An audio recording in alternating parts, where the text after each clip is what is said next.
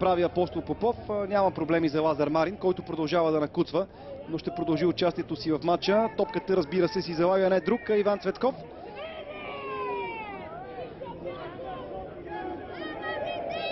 Ето е интервенцията на Апостол Попов. Хвана кръка на Лазар Марин и много правилно Цветан Кръстев маркира нарушението. Не се очудвайте, че Пламен Николов и Дани Златков са в наказателното поле на ЦСК. Пред него е Лъчезар Балтанов.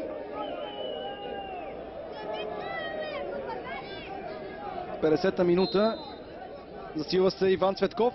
Хубаво центриране на близката града. Отечена топка и Ботев побежда с 2-1. Върви му на Лъчезар Балтанов срещу ЦСК.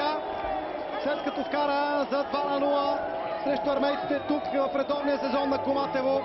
Сега отново попада в прегръдките на своите съотборници. Иван Цветков е много качествен футболист и това центриране доказва правотата на тезата ми. Лъчезар Балтанов го оползотвори с гол. Ботев отново излиза напред в резултата.